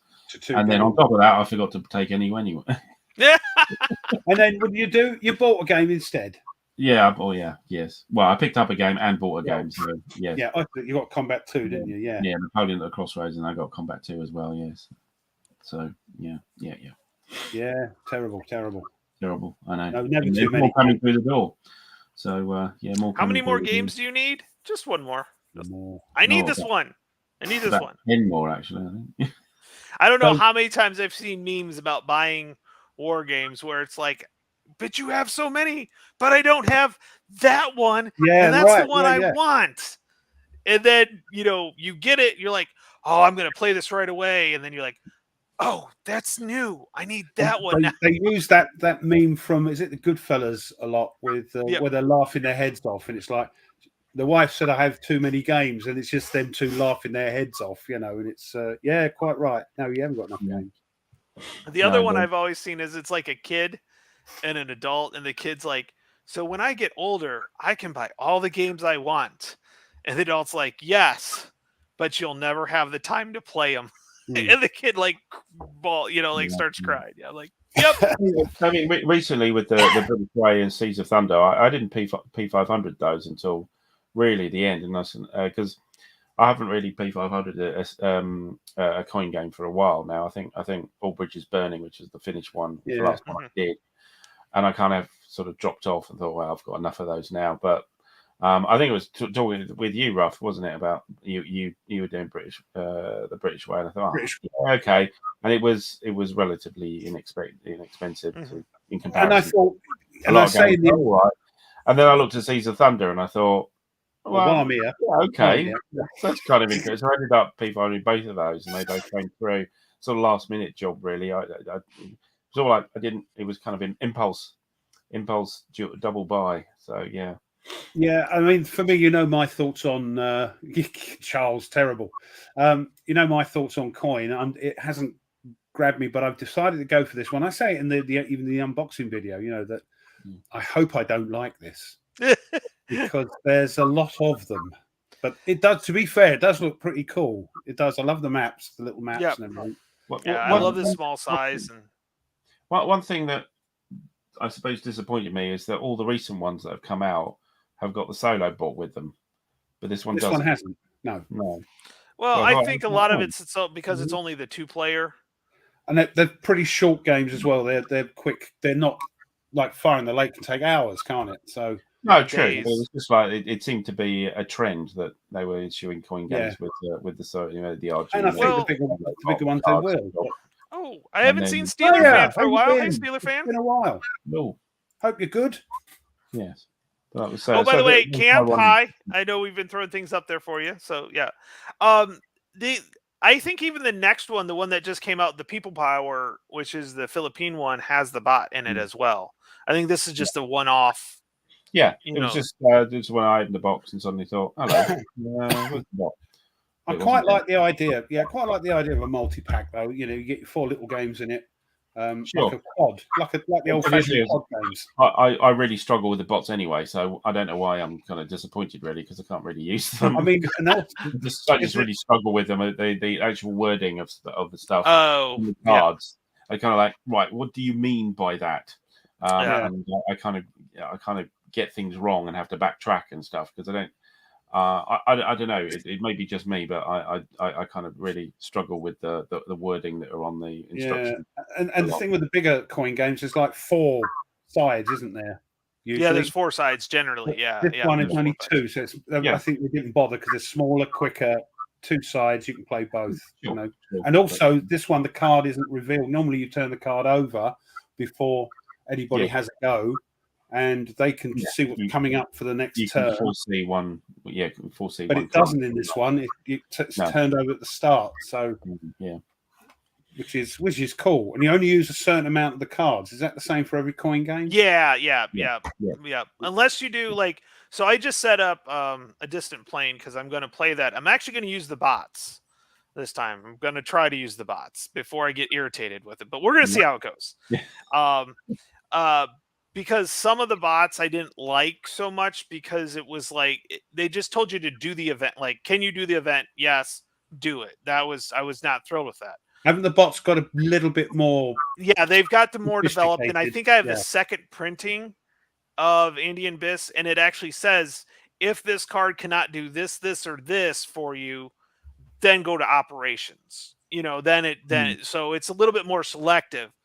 But I think the original bot in Fire in the Lake, because I played that one first, was can you do the event or is the event yours? Yes, it is. Do it. It didn't matter if it actually did anything for you. Yeah. And I think they've kind of reworded that to, okay, this is for this and that for that. So, yep. Yeah, well, we'll see. We'll see. I was going to do a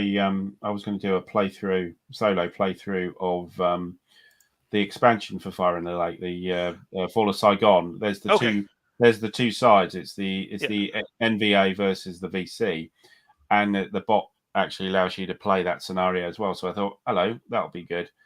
And it was just really, it just went off the rails completely. I was just kind of bullying the other side. It seemed to, it just didn't seem to work for me. And I was probably doing the bots wrong, but essentially it was, I could just, they did something and I just dumped on them where they just did whatever they did, and then they kind of move on and go somewhere else, and I could just completely wear them out. So I don't know. As I say, I think I was doing it wrong, but yeah, I've really struggled with the bots. But see how you get on. Yeah, well, yeah, the Truanbach is supposed to be very good. Yeah, I've got it, so I've got to try it though. Yeah, that was the one I tried, and it was just off. Well, I think, yeah, I think that it was the one that came with the Fall of Saigon. That's a yogurt, isn't it? Mike was down on that. Mike is actually, so Mike said yesterday that it would take an hour. He was giving a number of an hour and 5 minutes before he started talking about food, and he took the under, and I think he failed because we hadn't gotten into any really food specifically. Well, the tapas in Barcelona was absolutely gorgeous. So got a bit fed up with Bravda potatoes because that's everywhere. But lovely. Yeah. But did you get the tamarquette, which is just bread with olive oil and you rub a tomato? Yeah. They had that juice, didn't they? Already made up that you sort of. That's kind of for the tourists. The way I do it is to toast the tomato. You do it yourself. Yeah, toast the bread, and then you get the tomato, rub it on there like that, and then you get the garlic, and then rub it in there like that. A little bit of salt, and lovely. Something so simple. There we go. Bread and olive oil by itself is just good. Like good olive oil was. Yep. I'll do that all the time. Although I'll be honest with you, I've cut out a lot of bread and I've cut out potatoes mostly. So the sausage they do, that Butafara, the Catalan sausage, just excellent. Oh, I love sausage though. I can't give up sausage. Yeah. Really good. But yes. So there's your food. Have you done your bit, Tone? What's coming up? Or done the P500 or anything? I'm gonna let it go this week because I just don't have anything. There's nothing that jumped out at me for even the P500s right now that are. I don't think there's much coming on. As I said a week or so ago, that the credit card's taken a well-earned rest for a month or so because it's all Command and Colors Napoleonic. I think there was something new. Oh, I did kickstart something. It was from Fort Circle Games. The Halls of Montezuma. Yes, it's got a bot to play the Mexicans. Well, it's a little bit like Short of Tripoli. That had a sort of bot with it, so that played okay solo. Yeah. Yep. Are they going to do an expansion? Halls of Montezuma's Revenge. I'm surprised you get that. That's a very British condition. Oh no! That's around here all the time. Oh, okay. Yeah, that's I think that's a worldwide tradition. Right. That's originally American, actually, but yeah, we have it. You reckon? Oh, right, fair enough. Oh, the truth, he took it and literally have to work. Oh man, that sucks. No. Oh, so. Oh, we're glad you're here as well, Steeler fan. Good to see you. Yeah, glad to see you. I know he jumped on something, so. But no, so I did back that one. It looks really good. Of course, Fort Circle stuff has been pretty good, anyways. I've liked their components, and they've got two. So they've got two games because they did Votes for Women, and then the up to top new war game as well. Don't start. Stop it. But they have but the quality they have the Shores of Tripoli and then the Votes for Women, and this is I think their third game. Shores of Tripoli is a good fun little game. It's war-ish, but it's also a great game for people who don't like war games. because it's got the little boats, it's got the little wooden meeples. It's the maps looks nice, cards, that good quality linen finish cards. Yeah. He sent me a copy. I do need to get that on. I did my unboxing, but I do need to play it. Yeah, short. I did that, Kevin a couple of years ago. I did mine. He sent me. Kevin sent me one as well. Yeah, I did an unboxing, but I want to do a playthrough because I do want to play the game because, again, it's a topic people have heard of in America, but they have no idea what it's about. And that's, of course, where the Marines get their song from. But they never actually make it to the shores of Tripoli. No, and I didn't. If I remember correctly, nor did I. So, I think the peace broke out before they got to the shores. So yeah, money was involved. Yeah. That's all it was. It was the Americans just wanted them to stop robbing us. So there was the S word going on, and they were quite doing that for thousands of years. Yes. Yep. Which isn't touched on. It's more like prisoners, but no, they weren't prisoners. They were. Yeah, they were slaves. They were slaves. Yeah. Yep. Shores of Tripoli is. Yeah, it's a great. Yes. It's a little bit biased, but yeah. No, that's fine. The votes for women. I'm not sure, but stop it. Stop it. Yes, we're not getting into that. No, there's plenty of other great games to vote for. If you don't think that one's appropriate, don't worry about it. I've gotten to the point where I just don't care anymore. So I will vote for what I've played, and if I want to vote for it, because because I play it doesn't mean it's good. So. Yeah, I'm probably a little controversial here. I'm not voting for anything really. Actually, I'm not either. I don't think I've played enough of anything to really vote. Very few of the games I haven't played. I mean, the VUCA's got some up there. If you haven't played all of them, how do you know which one's the best?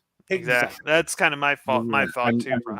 I've played in any of the categories for any of the years that it's been on. I've never played all of the things, so it's not. I mean, I'd just be voting for the one I bought, which is the one you played. Yeah. And is that correct? It might not be the best game. You might not have enjoyed it. Exactly. You wouldn't know. So there might be a better one in that series that or in that era that was would go. Oh no, this is even better. But I haven't played it. So yeah, it's a little bit. I'm just looking to see what was added to the P500 back in May. We've got Mr. P coming out. We talked about the Spearhead. Yep. Also got under the Southern Cross. Is it the Flying Colours expansion, which I've ordered because I like that system as well. It's easy enough. I've got the new mini TCS game Goose Green from the Falklands tactical from AMP. That should be coming from me, and then I'm saving my pennies for Compass for the enemies at the gates, CSS Berlin, modern 80s, company scale Soviet East German assault. It's a bit big. What are you going to put that? Maps. The monster games, 5 maps. It's just caught my imagination. I don't know why. There must be smaller. There must be smaller maps scenarios. Big thing for mid 80s stuff. Yeah. I mean, I've got one CSS game, which is Tinian, which is one map. But it's just, I just thought a big city fight at company scale, Modern Warfare, just there he is. Hit a nerve. Yeah, no, it's what? So that's quite expensive. Yes, and is it what sort of you say company level? Is it split what into platoons, squads? What? No, it's companies. It stays at because it's company doodah, isn't it? Scale system, yeah. So it's the lighter version of GTS. Okay, yeah. It's a lighter version of that. So I don't know why it's just caught my imagination. The CSS. Yeah, that looks really good. I've watched some playthroughs. Nathan Wise guy almost had me buying them, but they are ungodly expensive. Yeah. Even on my side. I got and went no further because it was that was like 95 quid here or something. Because I watched your playthrough on it. One mapper. Yeah. I watched your playthrough. I thought, that looks cool. And when you did find it, it was like over £100, and I'm thinking, come on. Yeah, exactly. I mean, this one is for an 1.5-inch box, one map. Yeah, it's like the folded map the enemies at the gates is, I think, about from second chance games. I think it's 140 something, 146. A lot of money in it. I mean, but look at combat. Saving me. Yeah, but I feel like you get in combat, you get the money's worth in combat. You get a lot of stuff. Yeah. Yeah. And even combat 2, you get the money's worth. Is there more in it, isn't there, than combat 1? Yes. Yeah. Mm-hmm. There's no I think you got your money's worth with the Carrier Battle Philippine Sea they came out with as well. Yeah. That wasn't too bad money-wise, was it? No, that was actually really good. Yeah. That wasn't three figures. It's a hell of a decent game there. Yes. Yeah. But yes, that's what's coming. Company my way. with assets. All right. Yeah. You got a little assets you can assign to units, and then you can pull them off and then reassign them to other units. But yeah, it's all companies. There must be smaller map scenarios. There can't all just be the 5. Yeah, there will be. Yeah, there will be. That's fair enough then, isn't it? That's what I'm aiming for. But yeah, as I just don't know why. It's just caught my imagination. Yeah, no, fair. It does. That's weird that they do. You know, even though you're not a great fan of. It's Cold War gone hot, isn't it? Is it post? Yeah. Post 45, or is it set in the 80s? What do you think of the BCS one coming out? That's supposed to be. Valley of Tears. Yeah, so that's not Cold War gone hot. That's like Arab-Israeli area, isn't that? Yeah. It's not 1973, I think. 78, end of 70s. Yeah. Yes, because I know you like the BCS series, correct? I've got all of the BCS. I'm seriously thinking about it, although I'm well behind on my BCS, to be honest. So, should I get it? I'm not sure. I'm not sure. I'll pre-order it. I'm not sure I'll pre-order it. Okay, now this makes sense. So Gareth says fundamental gap. Well, what fundamental? No, it's supposed to be fold a gap. Yeah, gotta love autocorrect. Yes, that's right. Gotta love autocorrect on that one. Yes. Yeah. So. Right now I'm using it like crazy for suggestions for my writing because I'm doing a lot of writing and answering questions and stuff like that. So it's the 6 Days War is what William says. Yeah. Yom Kippur and all that, isn't it? Yeah. So I mean, it's got the Golan area with Syria, and it's also got the Egyptian and the Suez Canal area as well. So it'll be interesting to see that. I played BCS when we had the 1.5 rules, not the 2.0. I did enjoy it. I liked the idea of it. The snafu part and loved the snafu rules. Yeah, but they've tightened it up a bit now with the new rules anyway, haven't they? Yeah, they've really. I have to really go through 2.0. I have AeroCore, so I want to play that. It's a one mapper. The counters are bigger. So I want to play that. So it's that's designed, isn't it, as a get into the system? Think so. Yeah.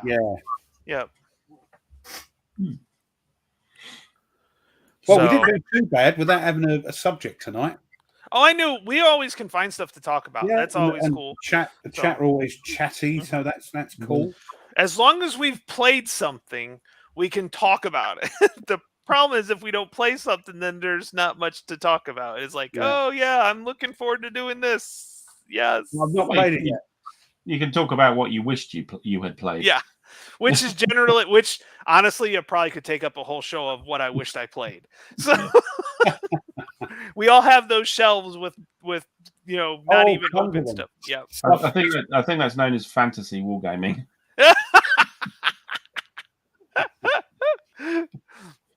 Yeah, I've still got stuff in shrink wrap, so that's unheard of.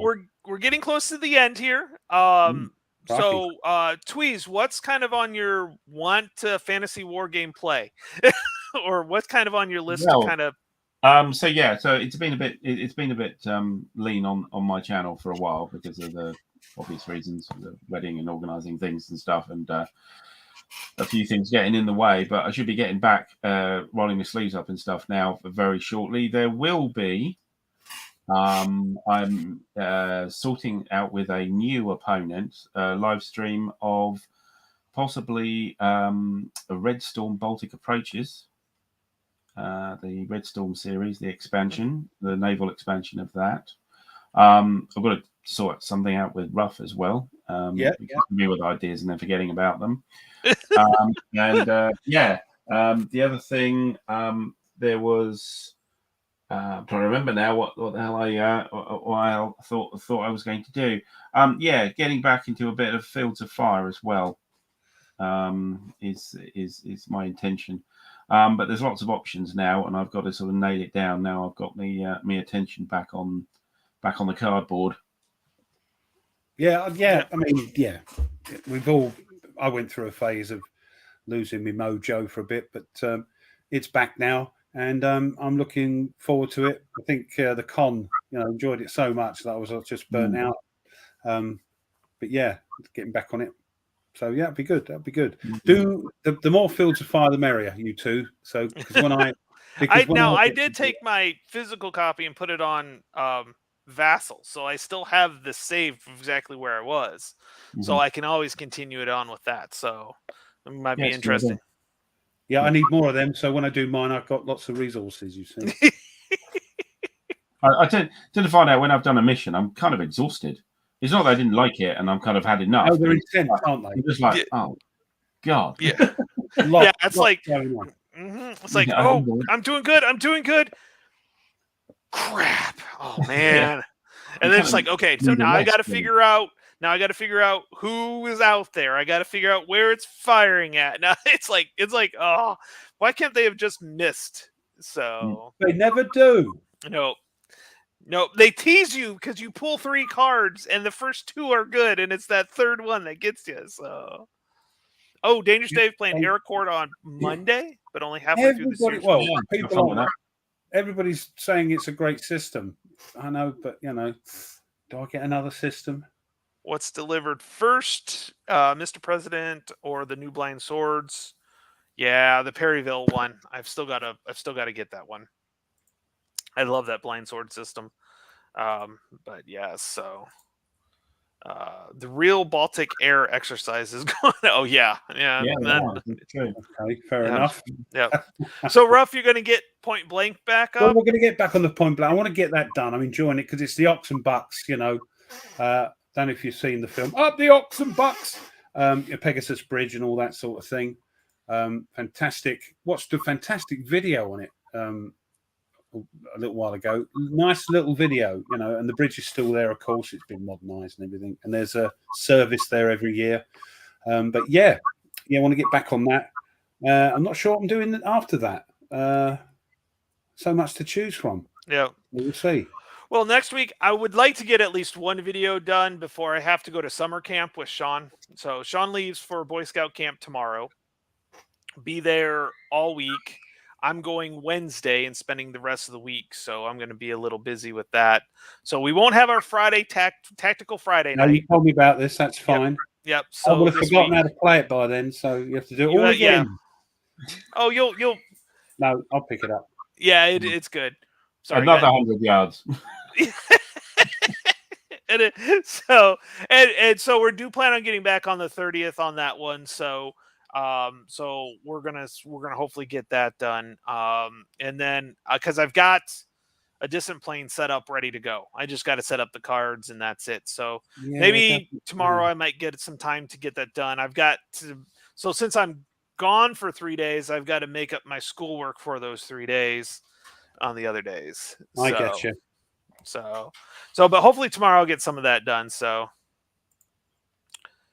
as she pops in for the last moment of the show. I want steak.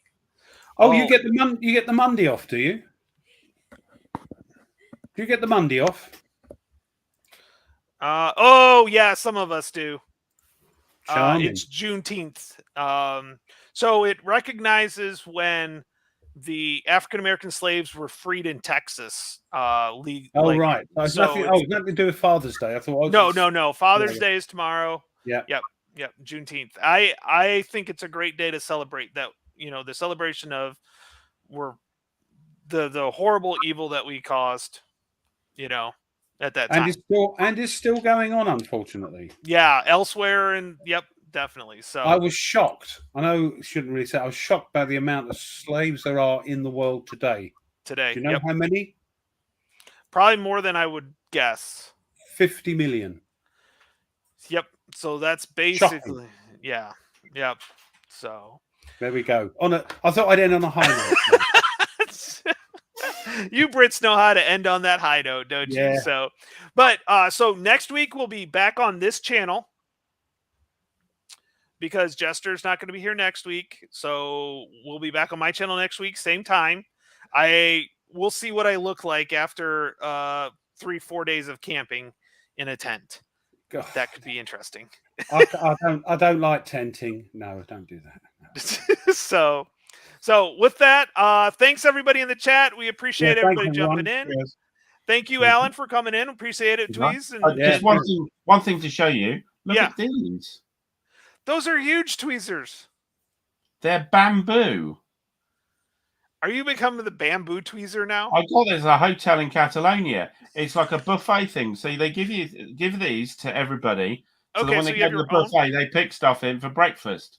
So I nicked one. I think they're amazing, aren't they? Look at that. Cool, yeah.